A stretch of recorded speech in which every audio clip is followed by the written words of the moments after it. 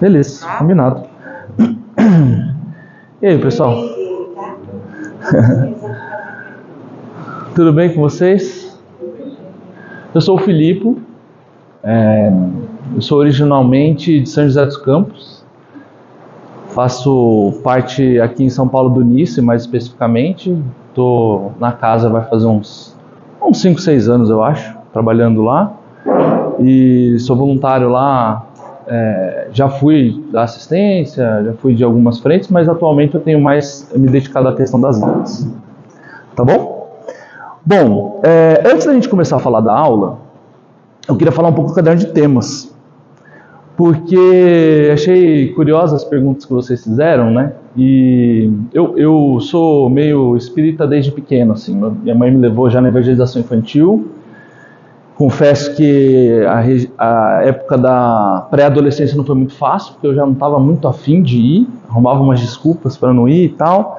Fiz mocidade, tive um longo relacionamento com a mocidade aí, fiquei mais de 20 anos na mocidade, entre ser aluno e depois eu comecei a trabalhar na mocidade, né? E aí, uma das coisas, e a mocidade tem caderno de temas também, né? Não tem a caderneta pessoal que vai ser apresentada para vocês, é uma outra ferramenta, mas lá na frente, estou dando um spoiler aqui. Mas o caderno de temas já rolava, eu odiava, assim, fazia como uma obrigação, né? Mas, o que aconteceu? A gente tinha a mesma dinâmica, muito parecida com vocês, tá? E aí, o que acabava acontecendo é que, depois de uns 2, 3 anos, eu achei o meu caderno de temas. E aí eu entendi para que ele funcionava. Eu levei um tempão, né? Na verdade, eu fui fazendo obrigado e aí depois que eu entendi. O caderno de temas, ele é uma máquina fotográfica, na verdade. E aí, para o pessoal aí mais jovem, é tipo um celular de antigamente, a máquina fotográfica, tá, gente? A ideia é que ele vá tirando fotos, mas dos nossos pensamentos. E aí é muito louco você conseguir ter um momento de voltar ao passado e ver como você pensava sobre determinado assunto. A gente não percebe a nossa evolução do pensamento, como a gente vai mudando de ideia ao longo do tempo. É muito difícil. Às vezes acontece que a gente reencontra algumas opiniões e repensa, né, e fala, nossa, eu pensava diferente. Mas o caderno de temas, ele te estimula, não é um tema qualquer. É algo que você vai ser obrigado a pensar sobre. Então é muito interessante, porque se vocês conseguirem fazer corretamente na proposta que é feita, que a cada 2, 3, 4 semanas ali vai ter um tema diferente, são como pequenas fotografias. Se você deixar para fazer tudo em cima da hora de entregar para os dirigentes, o que vai acontecer é que como se fosse aquela fotografia em sequência, né? Você vai ter menos parâmetro para ver como foi a sua evolução em relação a como você pensava sobre as coisas. Então a minha dica é trabalhoso, mas vão fazendo, porque é legal ver essa evolução, sabe? Daqui a 6 meses, 8 meses, 1 ano, 2 anos, 5 anos, você achar o caderno e ver como que ele se comporta, né? E eu não sei qual que é a mística do caderno de temas, mas muitos são... Vocês que deram o caderno aqui ou cada um comprou o seu? E é daquele jeitinho, porque parece ter um padrão no espiritismo não combinado de o caderno de temas ser o mesmo, sei lá, 30 anos, é o mesmo modelo, assim. É isso, é exatamente isso aí. Parece que eles só estão fazendo para os espíritas esse caderno agora, viu? Porque é assim, é uma compra certa. Abriu uma turma, vai vender esse caderninho aí. É muito engraçado. O meu, de mocidade, que tem aí seus 15 anos, 20 anos para trás, é desse aí, inclusive amarelo. Então, pra vocês verem como são as coisas. Então a minha dica é, façam um caderno de temas, vocês vão gostar. Tá? E aí a minha próxima pergunta na verdade a primeira pergunta é, quem teve a curiosidade de ler os capítulos da aula de hoje? Corajoso, 2 corajosos, tá? A aula de hoje, e aí essa eu estava falando para eles, né, essa é a única aula que eu não trago PowerPoint, eu sou bem adepto da tecnologia, assim, mas essa eu não trago porque não tem muito o que mostrar, é mais contar, então eu prefiro contar mesmo, né? Mas a aula de hoje, isso aqui chama memória, tá? A aula de hoje ela é incrível, porque ela tem um nome assim, que instiga você a sair de casa e estar aqui, que é as seitas nacionais e os costumes da época. Não dá vontade de, uau, que tema gostoso, quero muito saber, não é? Com certeza, tenho certeza que todos vocês pensaram isso quando tiveram a chance de ter acesso ao tema, né? E quem não teve acesso ao tema está se surpreendendo agora, pensando, eba, vamos mergulhar nessa história incrível, né? A gente vai falar um pouco dos tempos de Jesus, mas antes de a gente falar do tempo de Jesus, eu queria falar sobre a gente mesmo aqui, né? E aí eu queria fazer um exercício com vocês, assim. Se a gente tivesse que determinar para um extraterrestre quais são as características do paulista, como que vocês determinariam? Por extraterrestre, assim, ó, você está de frente com um paulista, como é que eu sei que é um paulista? É acelerado. É acelerado, boa. O que mais? De baiano. Qualquer pessoa acima no Nordeste é Bahia, né? Não tem noção geográfica. Serve. Como é? É precavido? O que mais? Você ia falar alguma coisa, não ia, Pedro? Ansioso. 10 de 10. O R, puxa bastante o R. Puxa bastante o R. Bravo no trânsito, muito bravo. Bravo no trânsito. Abraça tudo para ele. Gosta de uma fila, né? Onde houver 2 ou mais, lá entrarei para esperar. Não é assim? Legal. Vê que interessante isso, né? A gente fez aqui um brainstorm, né? Uma chuva de ideias e chegou mais ou menos num perfil. Isso quer dizer que serve para todo paulista? Não. Eu ia falar a primeira pergunta, depende do que paulista você está falando. Exato. Dentro da própria Zona Leste, você tem o paulista Da Moca, meu. Tem o paulista da Itaquera, tem o paulista do Tatuapé, e aí tem toda essa mistura. Eu e minha esposa, a gente não é daqui, a gente brinca que a gente mora no Tatuapé, né? A gente brinca que são os tatuapers. Quem vive no Tatuapé são os tatuapers. E aí, nós já viramos tatuapers, já estamos aqui há muitos anos. E aí é interessante, por que eu estou falando isso, fazendo essa provocação, né? Pode parecer uma loucura, né? Que aula é mais estranha. Mas, porque a gente vai falar sobre as seitas da época. E aí aqui é o puro suco do estereótipo. Não tem como você dizer e determinar exatamente como eram as seitas da época, considerando que todo mundo era igualzinho. Mas isso aqui é um distanciamento para a gente poder ter minimamente uma noção.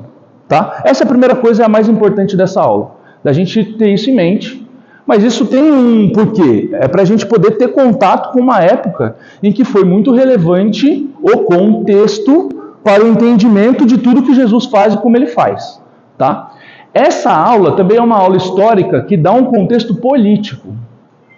E aí tem uma outra camada muito importante, que é, não sei se vocês sabem, se é novidade, mas saiu no Fantástico que Jesus não era cristão. Tan, tan, tan, tan.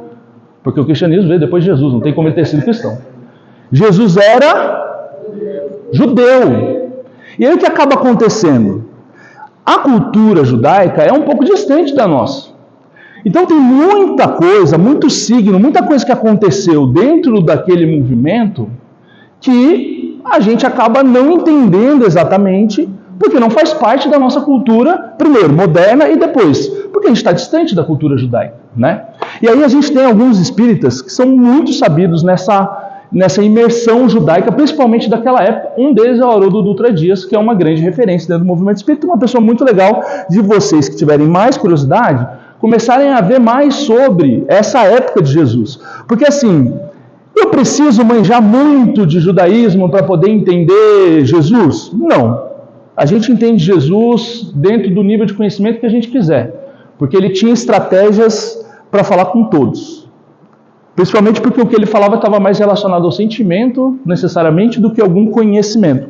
Mas a gente vai criando camadas e entendendo camadas de complexidade cada vez maiores, quanto mais a gente entende do que ele estava falando e dentro do contexto que ele está falando. Para vocês terem uma ideia de como o contexto é importante, quando você pega o Evangelho segundo o Espiritismo, logo na introdução, Kardec se dá o trabalho de contar como eram as seitas da época. Ele vai falar, os saduceus são mais ou menos assim, os fariseus são mais ou menos assim, os zelotes são mais ou menos assim. Por que ele está fazendo isso? Porque é importante que você tenha um contexto para você poder entender o que está acontecendo. Tá bom? Então essa aula é sobre isso, é sobre ter contexto histórico e contexto político. Tá? Outra coisa muito importante, aula de história. Cara, quem dominava a época? Quem eram os caras que mandavam em tudo? Romanos, certo? O território era pequenininho? Não, gigantesco, enorme. E eles tinham uma estratégia de dominação muito simples.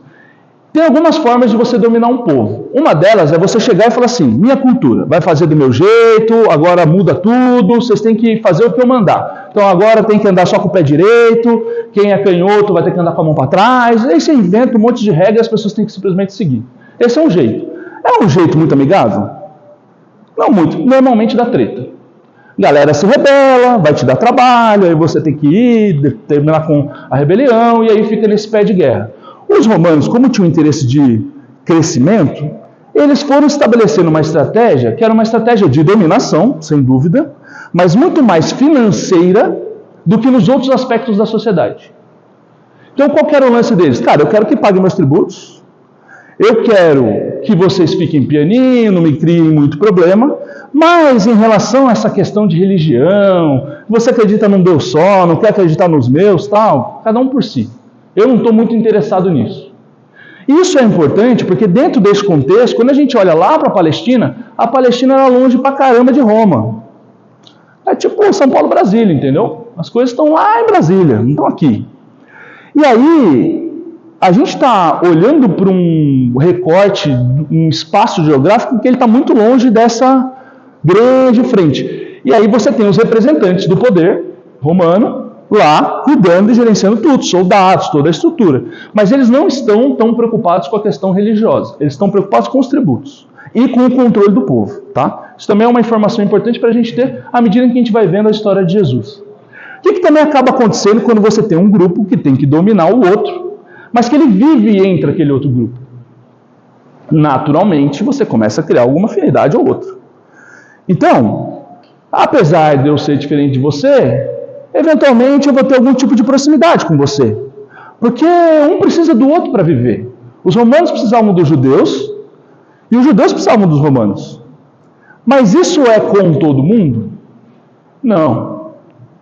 Tem alguns judeus que são mais interessantes para os romanos e vice-versa, né? Alguns judeus se interessavam mais e outros menos em relação aos romanos. Então, ter esse olhar também é importante porque a gente começa a entender um pouco da sociedade da época. Ela tinha várias camadas e muita complexidade. Quando a gente lê no livro, em algumas páginas, um breve resumo, não vai trazer essas camadas de complexidade. E quanto mais a gente vai entendendo essas camadas de complexidade, mais a gente vai entendendo o que aconteceu com Jesus. Que no fundo ele foi crucificado pelos romanos, apoiado pela elite judaica.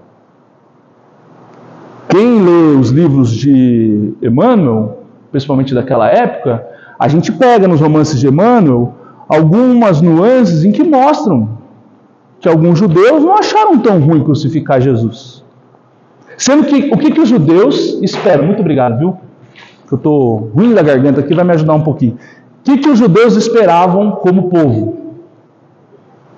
O Messias, certo? Aí Jesus nasceu aonde? No meio dos judeus. E aí eles não reconheceram Jesus como Messias. Eles não, né? Uma parte deles não reconheceu. Até hoje estão esperando o Messias vir. E uma outra parte reconheceu. E para esse reconhecimento era baseado em algumas grandes... Como que a gente vai saber se o Messias chegou ou não? Tinha alguns grandes sinais. Então, isso que o Haroldo desce muito, que é Jesus fazia questão... O que está escrito lá nas Escrituras? Que ele vai vir montado e entrar em Jerusalém, tal. E aí tinha todo um ritual que tinha que ser cumprido para dizer que ele era o Messias. Aí o que ele fazia? Ele pegava aquele ritual, fazia exatamente como estava previsto, mas ele, de certa forma, fazia pequenas alterações. Aí para entrar em cima de um bicho e não sei o que, ele escolhia um burrinho. Não era o cavalo alado, maravilhoso. Então ele subvertia, cumpria, mas não como era esperado. Isso ia gerando uma confusão. Mas não é. Não, mas não é. E até o final, muita gente ficou na dúvida se era ou não era. Até o final, muita gente ficou na dúvida. Nessa época era comum todo mundo ter acesso a esses... As Escrituras?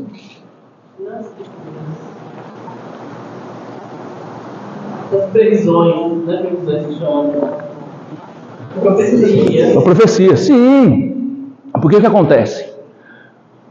A gente tem que lembrar que nessa época a cultura oral era muito forte. Primeira coisa. Depois que, para o povo judeu, o Antigo Testamento, né, toda a estrutura religiosa deles estava baseada em Moisés e tudo que Moisés trouxe. Então isso era repetido incansavelmente. E não tinha novela Renascer. Então eles não tinham tanta coisa assim para ficar, né? Então a religião ela tinha um protagonismo dentro da sociedade que a gente não vê hoje em dia na nossa sociedade.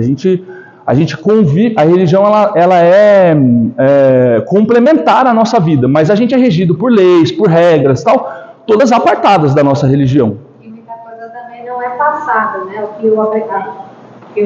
Lá naquele período, como você falou do que é novela, os costumes eram passados exatamente como foi aprendido. Então, meu filho aprenderia como eu aprendi com a minha mãe, como aprendeu com a avó. Então, esse costume foi passado de geração para geração, sem mudança. Depois, com o tempo, algo vai mudar. Cada conto Difícil manter uma... história conta um conto, né? Mas as escrituras ajudam. Então, e a todo momento aparecem novas previsões, isso tinha uma dinâmica. João Batista mesmo foi um que trouxe uma série de previsões lá, e aí tinha aquele lance, acredita, não acredita, né? Tem essa... Quanto mais tempo vai passando, né, e mais vai se confirmando, mais as pessoas vão acreditando, mas era uma dinâmica, principalmente as escrituras sagradas, elas eram muito respeitadas pelo povo judeu. Então isso tinha um espaço, e Jesus ia bem nessa linha, sabe? Ele ia bem nesse jogo ali, do que era esperado e que era amplamente sabido. Essa era a dinâmica dele. Porque todo mundo estava esperando aquilo acontecer. Exatamente. Que era uma forma dele ter uma abertura, inclusive, das pessoas perceberem. Uma outra questão é que Jesus, quando a gente olha no mapa, e aí até uma sugestão, porque o mapa do livro ele é bem simplão, né? Mas hoje em dia com a internet, cara, você joga lá no Google Earth e aí começa a dar uma fuçada nessa região, é muito legal. Porque aí você vai ver a distância, a região ali do Mar Morto, aonde Jesus ficava, ele usava o barco para poder se movimentar ali com Pedro, os apóstolos, para poder ir em vários lugares. Era uma região onde tinha muita passagem de pessoas de um ponto para o outro. Então tem toda uma estratégia de... quando Jesus ia pregar, de circular as informações também. E Jerusalém era afastado, era mais embaixo, era um local muito mais populoso, e um dos pontos de Jerusalém é que ficava o grande templo. O povo judeu, na época de Moisés, eles tiveram que criar uma estrutura ali, que inclusive é dita exatamente, assim, tem que ser tanto, portanto, era medido em espaço entre o palmo e o cotovelo, tem que ter tantos metros, que aí não são, eu não lembro nem mais o nome dessa medida, mas essa... Isso, acho que é côvalos, é isso, né? Que é essa distância, tem que ter tanto, portanto, dentro, e aí tem o primeiro templo, tem a primeira estrutura, depois tem uma segunda estrutura. Tinha uma estrutura, vocês vão ter essa aula um pouco mais para frente, que só entrava o grão sacerdote uma vez por ano. Aí a pira era tanta, vocês tiveram agora, a pira era tanta, te contaram essa história que o cara ia com a cordinha? É muito louco, né? E aí ninguém entrava. Mas como é que eles faziam se era uma estrutura que ia pelo deserto? Porque até então os judeus estavam, né, andando, na época de Moisés, andando de um lado para o outro. Eles tinham um esquema para quando eles fossem desmontar essa estrutura, que era toda vez remontada, ela tinha que ser toda estruturada, de na hora que baixava a tenda, baixava de um jeito que não dava para ver o que tinha dentro para poder transportar. Era toda uma dinâmica. E aí o que é um grande templo? O grande templo ele é essa estrutura que eles ficavam montando e remontando toda vez. Eles pegam essa estrutura e aí eles montam algo grandioso para fazer jus ao que era esperado. E esse grande templo, ele tinha seus espaços e as suas determinações. Mas eu quero contar isso um pouco mais para frente para vocês. Antes eu quero entrar finalmente nas seitas da época. Então nós tínhamos várias seitas, mas 4 maiores e mais importantes. Tá? E aí, qual que é o ponto? O que diferencia uma seita da outra? Interpretação da palavra sagrada da época, muito ligada aos ensinamentos de Moisés. Então, o que acontece? Havia divergências. Eu acho que quando ele disse isso era mais para cá. Eu acho que quando ele disse isso era mais para lá. Eu acredito nisso, eu acredito naquilo. E aí foi se criando grupos, e esses grupos tinham características. Certo? Muito bem. O legal é de pegar esses grupos e a gente começar a descer nesses grupos também na composição política dela. Qual que era o papel deles na sociedade. Porque aí a gente vai entendendo um pouquinho mais até como isso é representado de certa forma lá naquele tempo que eu comecei a contar para vocês. Como que essa estrutura acabava sendo representada lá no templo também. Beleza? Então eu vou começar pelos saduceus. Então são 4. Saduceus, zelotes, fariseus e os essênios. Os essênios, vocês vão ter uma aula só de essênios, tá? Porque como os essênios tiveram uma proximidade com Jesus, a gente acaba se aprofundando um pouquinho mais, tá? Esses outros 3 eu vou contar para vocês, começando pelos saduceus. Quem eram os saduceus? É a hora que eu vou precisar da minha cola. Os saduceus, eles tinham um lance de serem um pouco mais ao pé da letra, literalmente. Então eles não aceitavam experiências místicas, a ideia de sobrenatural, isso foi um milagre, isso aconteceu por causa de Deus, o poder de Deus. Na ideia deles é assim, Deus criou o rolê e agora a gente aqui vai dar sequência neste rolê. E o que estava escrito na escritura era o que valia. Porque o que acontece? Seria o equivalente a gente falar assim, o que vale é o que está no Evangelho. Esquece Chico Xavier, esquece o livro que vocês estão lendo, Irmãs do Fogo, esquece tudo que está... Irmãs do Fogo é o Espírito, né? Mas, enfim, esquece tudo que tem além. É o que vale é o que está aqui nas Escrituras. Eles eram um pouco mais literais em relação aos ensinamentos, e eles tinham uma carga mais ligada a uma questão do aqui e agora, do materialismo. Vejam, dos saduceus, era mais comum o grão-sacerdote, que era o posto mais alto, político e social, ser vinculado a este grupo. E era o grupo mais ligado à elite. Então, vê como vai fazendo sentido? Eu preciso justificar a minha condição na Terra. Faz muito sentido que eu acho o materialismo ok, né? Eu posso ter coisas, faz sentido, né? Eu vou dar mais ênfase ao que está aqui na minha frente, ao agora, ao que está escrito, e não tanto a elucubrações, ideias distantes. Faz muito sentido essa estrutura, né? Então, eles não acreditavam em recompensa após a morte. Porque ele já está usufruindo. Se eu estou usufruindo aqui, por que eu vou projetar para depois? É o aqui e agora, né? E aí eles são mais céticos em relação às interpretações e tudo mais. E aí tem um lance muito interessante, que Messias ele não era uma pessoa para eles. Messias era um grande momento. Messias era uma era que ia chegar. Essa era a visão deles de Messias, que aí já divergia de todo o resto do povo. Então eles acabam virando um grupo ali, uma elite, e aí adivinha quem era mais próximo dos romanos? Este grupo, que era o grupo que tinha um poder financeiro, econômico. E isso vai ser refletido lá no tempo.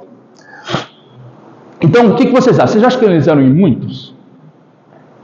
Não, sempre que a gente vai falar de uma elite, é um grupo menor que tem mais acesso às coisas, né? Então era um número menor, eram de alta sociedade e tinham essa aproximação com os romanos. Muito bem. Nós temos os fariseus. Fariseus são os mais famosos, né? Os fariseus foram com quem Jesus mais bateu de frente. Os fariseus eles eram muito populares na camada mais pobre da população. E eles eram pessoas que...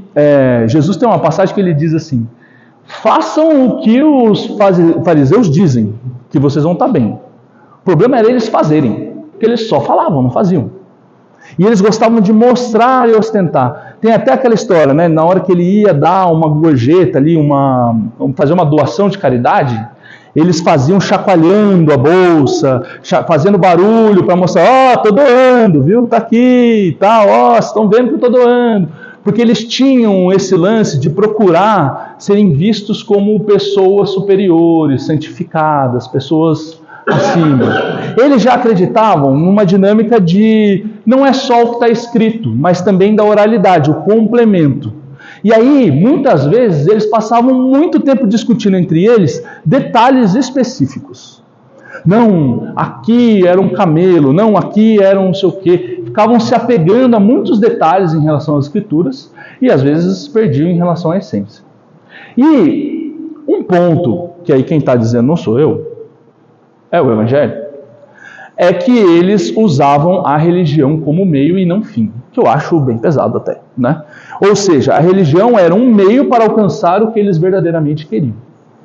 E aí isso acaba gerando um embate ali, principalmente com Jesus, porque ambos falavam para o mesmo público. Jesus acabava, até pela região em que ele ficava ali pregando, né?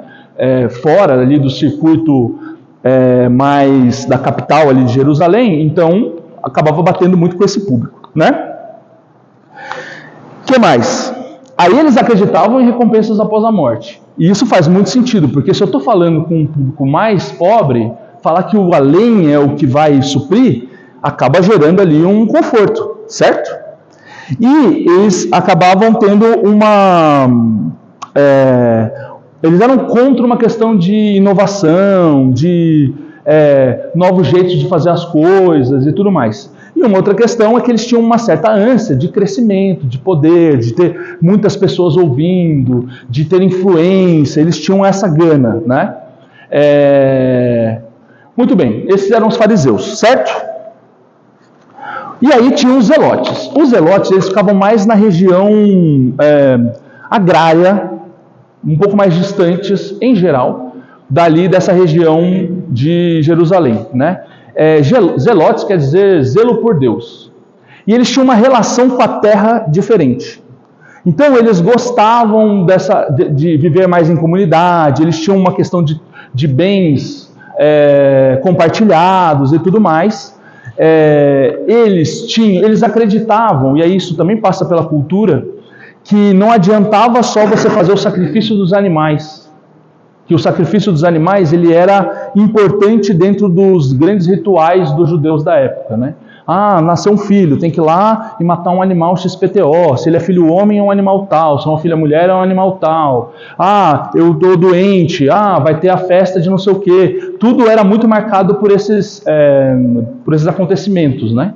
E eles acreditavam o seguinte: não, tudo bem, eu vou fazer, mas também é importante eu ter a minha parte do processo. É importante que eu também faça, porque eu preciso ajudar nessa transformação. Não é só o ritual. Eu preciso também ter uma parte nesse processo.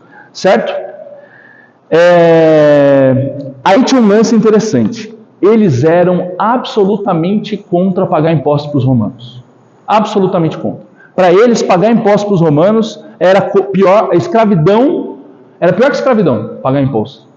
Isso deixava eles naturalmente numa posição muito mais distante dos romanos. Então veja, é interessante para os romanos estar próximos dos saduceus e já no caso ali dos zelotes, eles davam trabalho para os romanos, né? Porque provavelmente não queriam pagar, davam perdido, né? Criavam dificuldades.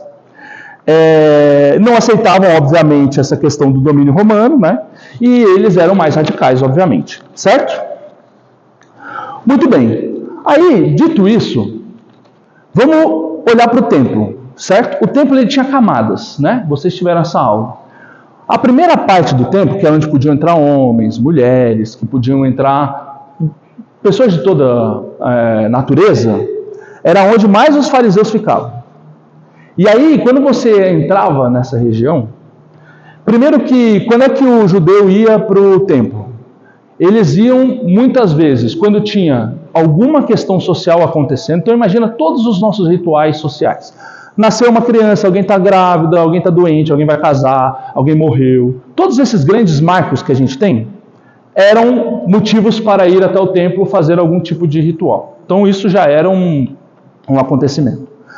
Eles também iam muito em algumas datas específicas que eram marcos culturais ali. Então, por exemplo, a própria Páscoa, eles iam lá, não para comemorar, né, o renascimento de Jesus, porque obviamente não faz sentido. Mas para eles a Páscoa tinha um significado diferente e eles iam até a Páscoa, que é a libertação de Moisés, tem toda uma outra questão, e eles iam até lá para a Páscoa. Então os rituais judaicos eram muito marcados por essa presença no templo.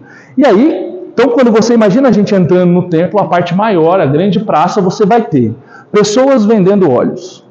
você vai ter pessoas vendendo animais, você vai ter pessoas pregando, você vai ter gente trocando moedas, porque era uma região que misturava um monte de público, então praticamente uma casa de câmbio, e diversas naturezas de comércios ali, todas misturadas, em geral os fariseus ali.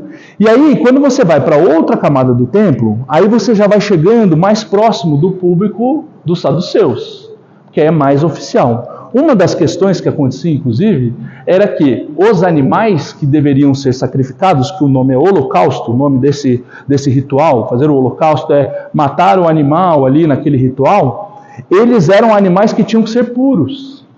Não pode ser qualquer animal, você tem que comprar os animais puros. Adivinha? Quem tinha os animais puros para vender? Os caras ali que estavam no templo. Então, se você comprar ali fora, o Nike é falsificado. Você tem que comprar aqui comigo. Esse aqui é o original, ele só custa R$5.000 a mais. É a mesma dinâmica. E aí, o que acabava acontecendo é que... Alguém aqui leu Paulo Estevão? Já não? Nunca leram? Paulo Estevão, cara, recomendo a leitura, incrível. É assim... Melhor que Renascer, quem está vendo Renascer, tá? É top, assim, é um livro que você não acredita a quantidade de reviravoltas que acontece. Juro, assim, gente, é melhor do que a melhor série que vocês já assistiram. Sem brincadeira. Tem que dar uma insistida, tá? Porque Emmanuel, ele dá uma caprichada, parece que ele comeu um Aurélio ali, e na hora de escrever, mano, ele dá uma judiada da gente, assim, porque a gente não tem, né, às vezes, uns vocabulários que ele usa, mas... Depois de umas 40 páginas ali, você já engata e vai. Aí ele usa o voice MC lá, sei lá o que, aí você já tá na onda, vamos que vamos. E o negócio acontece. Do quê?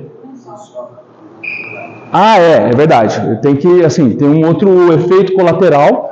Tem uma série que o pessoal chama This Is Us, que todo mundo chora, parece, né? É pior que o This Is Us, pra quem conhece, tá? É osso, cara. Ali dobra até o mais duro dos homens, tá? E mulheres. Chama Paulo Estevão. Paulo Estevão. Muito massa. E conta a história de Paulo de Tarso. Tá? E é muito legal porque é bem nesse período, logo depois da morte de Jesus ali, não sei se vocês sabem, Paulo não tem contato com Jesus, né? Então, acaba que você vai acompanhando a história de Paulo e tem uma passagem lá dentro do livro, num dado momento, em que uma personagem específica, para quem conhece a Abigail, ela vai morar com uma outra família. E aí, eu não vou ficar dando spoiler, mas também vocês nem vão lembrar, que é muita página. E aí ela fica na casa de ela é adotada lá por uma galera, e aí essa galera rapidamente se reorganiza e fica muito bem, eles mudam para perto de Jerusalém, porque ele vendia animais para o templo.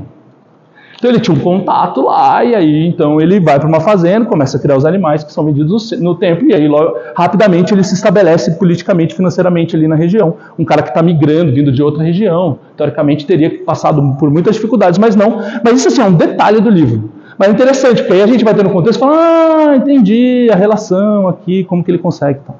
Então é um pouco dessa dinâmica. Então aí, para eu conseguir matar o animalzinho e dar certo, tudo que eu preciso comprar um animalzinho certo, dentro da estrutura certa, tem todo um porquê das coisas. E aí, quando você vai pensando a nossa relação com o religioso, né? É muito legal esse clima, quando a gente chega no centro, e aquilo que vocês estão vivendo, talvez vocês nem se percebam, porque vocês já estão um pouco mais no automático. Mas estar numa turma de escola, ela tem que na mocidade a gente tinha uma música que a gente tinha uma frase chamada de serena alegria. É um clima diferente. Tem uma certa paz, uma alegria, uma pequena euforia, assim, bem leve no fundo, de, que legal que eu estou aqui, aqui me faz bem e tal. E é meio isso que a gente projeta quando a gente pensa num templo religioso, num lugar agradável e tal. Agora, vamos só fazer um depara. Isso é o que a gente imagina. Agora corta para o Mercadão de São Paulo, que era basicamente isso. Gente gritando, vendendo óleo, vendendo bicho, que não sei o quê, uma loucura. Aí você lembra aquela passagem de Jesus, vocês vão ver mais lá para frente, que ele surta no templo. Por quê? Porque há uma mercantilização óbvia da fé ali.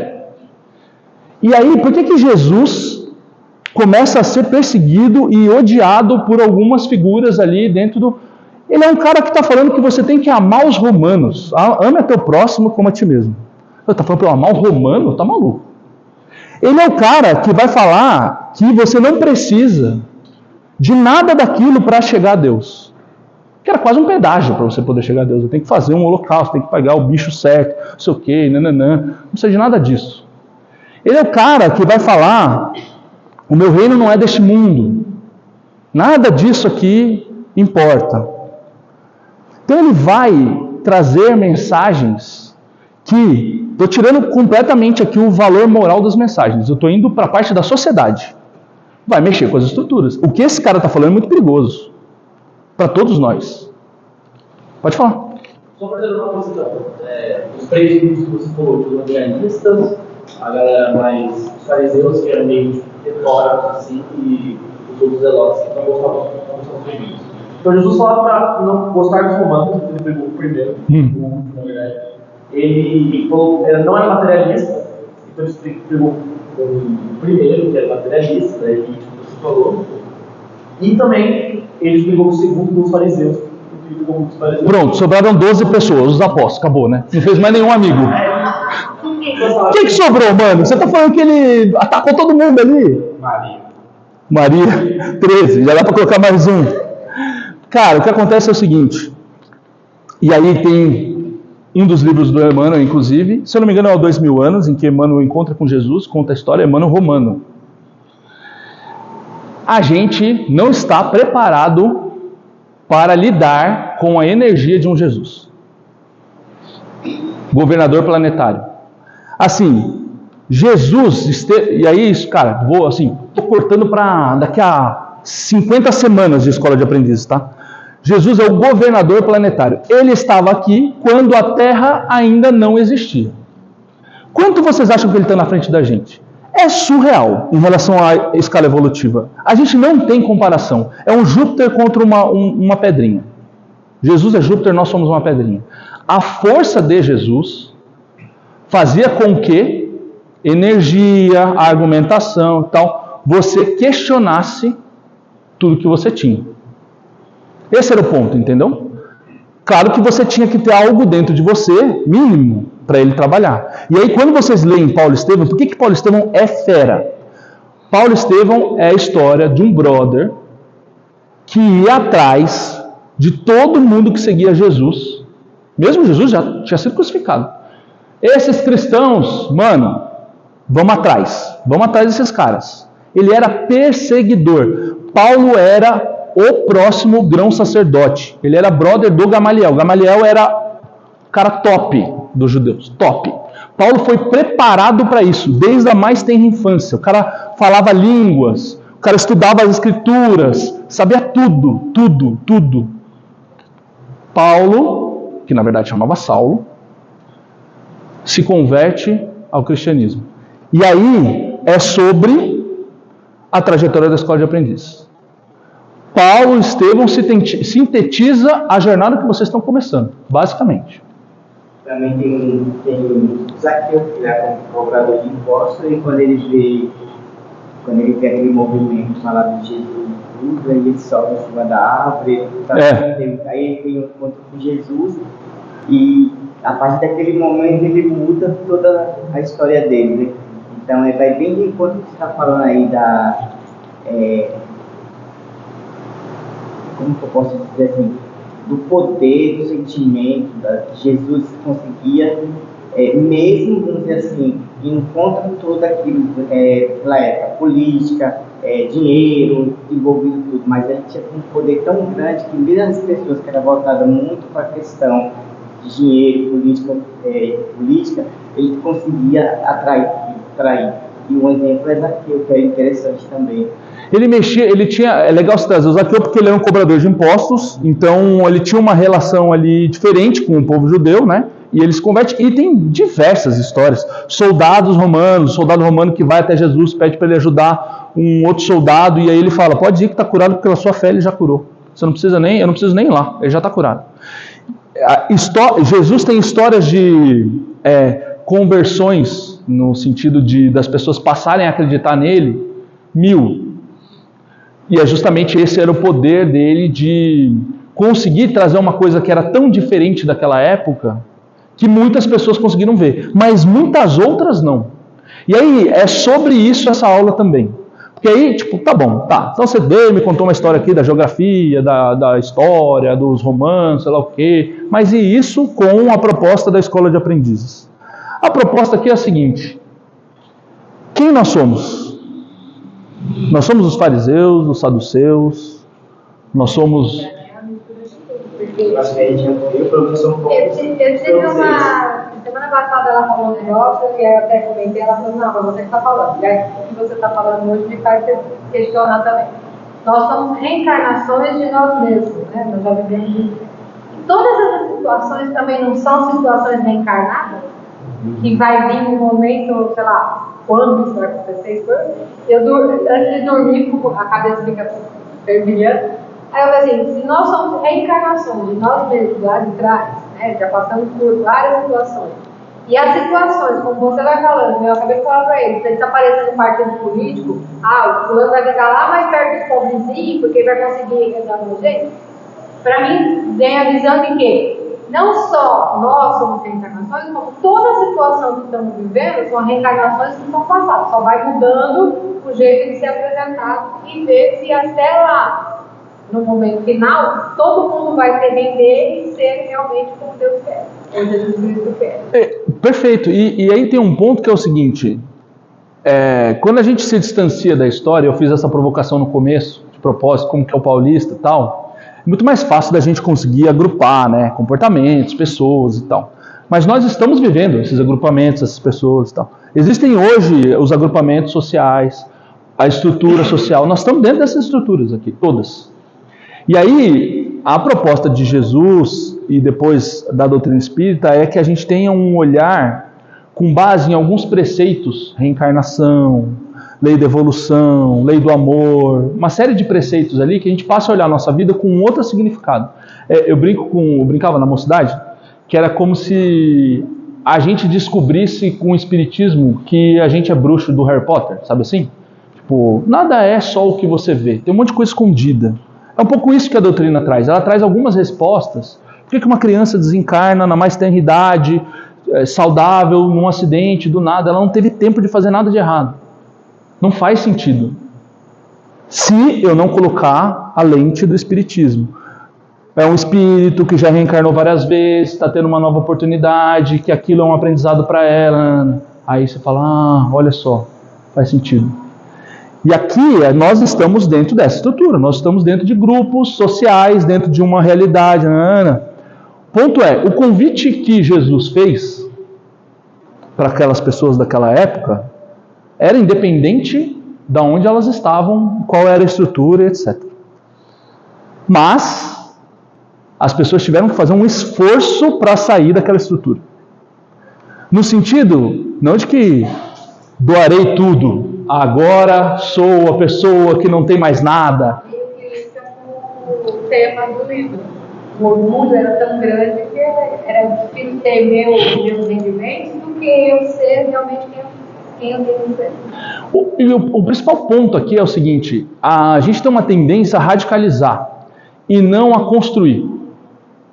E a proposta do caderno de temas é justamente isso. Vamos construir? Escreve hoje o que você pensa sobre isso aqui. Continua vindo. Escreve agora sobre o que você pensa isso aqui. Agora lê o que você escreveu lá.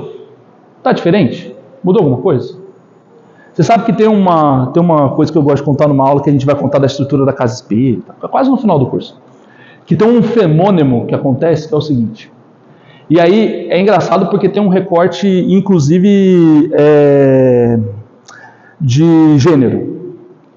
Porque a mulher ela tem uma tendência a mais olhar para si, maior que o homem. O homem ele muitas vezes se larga, é uma questão social que a gente precisa trabalhar, de olhar para si em tudo, não só saúde, mas também é uma questão 360, né? Mas é muito mais comum a mulher começar, pensando numa família, a mulher começar a vir no centro espírita. Aí ela começa a fazer a escola de aprendiz. Aí, a proposta da escola, a pessoa que está fazendo escola, e aqui eu usei a mulher como exemplo porque é o mais comum, mas independente, ela começa a tentar colocar em prática o que ela está aprendendo. Pô, vou dar uma segurada aqui, não vou xingar no trânsito hoje, pô, vou dar uma segurada aqui, não vou fechar a porta do elevador mais rápido, pô, vou dar uma segurada. Aí você começa a ter umas atitudes meio diferentonas. Quem está mais perto de você, cônjuge, ali, ou a cônjuge, começa a olhar e fala assim, nunca foi disso, está acontecendo, está estranho, esse negócio de centro espírita aí está estranho.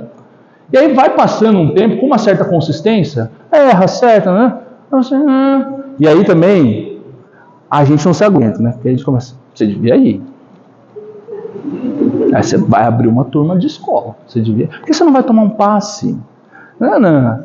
Porque, cara, na dor a gente fica mais suscetível e aí também, aí vem, né, a hora safada de você falar, vai abrir uma turminha, na dor ali, né? Vamos lá. E aí é muito comum, na sequência, vir uma outra pessoa muito próxima, mãe, na turma seguinte, porque tem esse efeito social ali de você começar a ter uma mudança de comportamento e tudo mais. E isso não está ligado a gente sair da escola de aprendizes em 3 anos, e aí vocês vão estudar sobre os essênios, é muito interessante, porque o que a gente faz em 3 anos, os essênios faziam em muitos anos. Esse processo aqui que vocês estão sendo convidados a fazer e começaram, isso era feito num período de tempo absurdamente maior naquela época.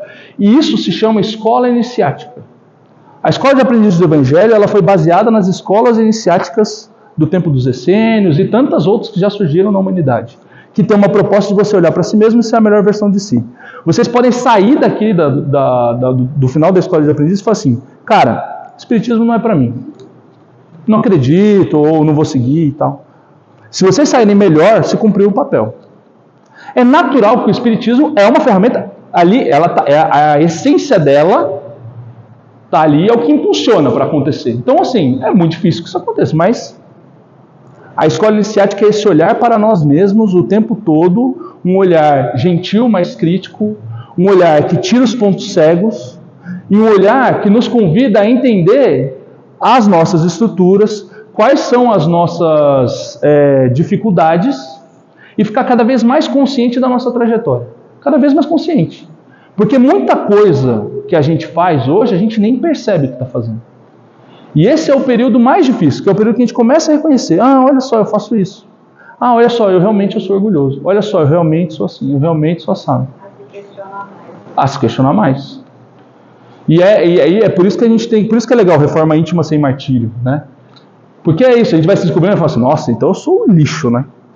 Nossa, não faço nada direito. Nossa, olha só, eu estou sendo de novo assim, mano. E aqui é a proposta de você ter um olhar mais gentil. Que bom que você está percebendo. Que bom que você está percebendo que você é um zelote. Você é um... Estou brincando aqui, fazendo um paralelo bem safado, né? Mas assim, é sobre o que a gente não percebe. É sobre as camadas que a gente não percebe.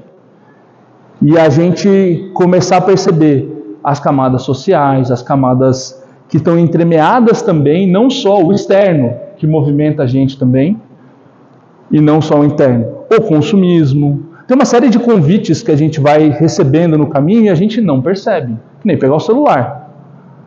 Infinito, nunca acaba. Muitas vezes, caramba, já foi 1h30, mano. O que aconteceu com essa 1h30? O que eu absorvi dessa 1h30? É assim. É muito rápido, a gente não percebe. E isso tem camadas diversas da nossa vida, acontece dessa forma, né? Fecha o olho, passaram 5 anos.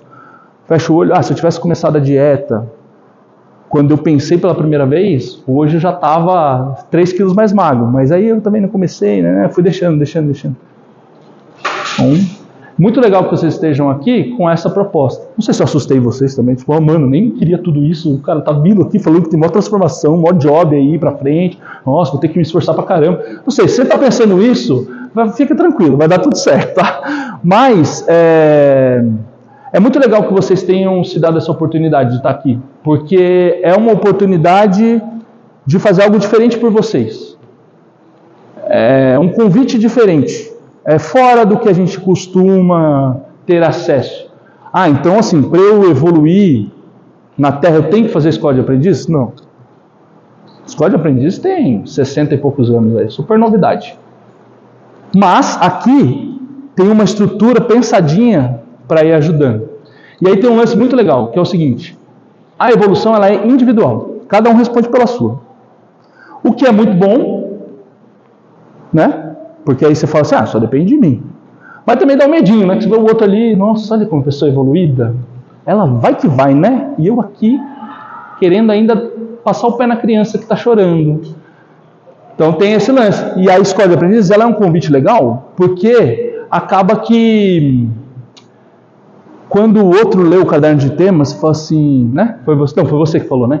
Falou assim, me senti representado, mano. Também, isso aí que ele falou, mano, tudo a ver. Comigo também acontece isso. Também passo por essa dificuldade. E aí a gente vai criando um grupo que se apoia. Apesar da caminhada ser individual, não precisa ser solitária. A escola é um convite para ser em grupo. E para a gente ir trocando. E a relação de vocês vai mudar muito ao longo do tempo. Porque aqui está se criando uma fraternidade, uma troca, que vocês vão ver como ela é mais profunda do que uma simples amizade de encontro por aí. E aí, desculpe. Eu acredito que já acontece, porque realmente é isso mesmo que é tão gostoso, é tão bacana aqui.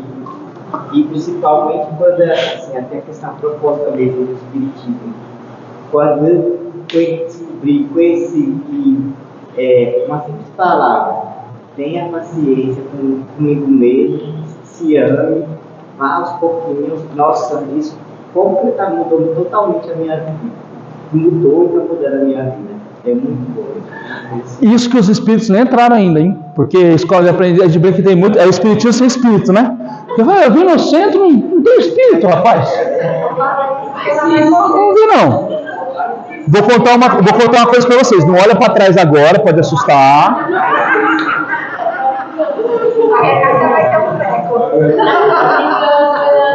Não tem espírito lá não, viu? Pode ir que é tranquilo. Esse aí que eu achei, esse centro aí, só tem gente viva mesmo. Pode estar indo. Mas, porque eu tô brincando, porque vai ter um momento que a gente vai ter contato com os espíritos. É muito legal. É muito legal. Vem aí, não perca! Vem aí! Mas fica tranquilo, é lá para a aula 287, mais ou menos.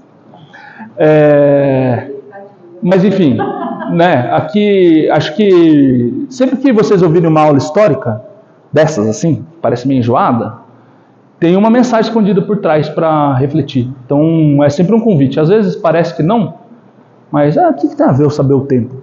Tem uma coisa escondida ali, para a gente pensar sobre a gente, para a gente entender melhor a trajetória, o que está acontecendo, as camadas das coisas e tal.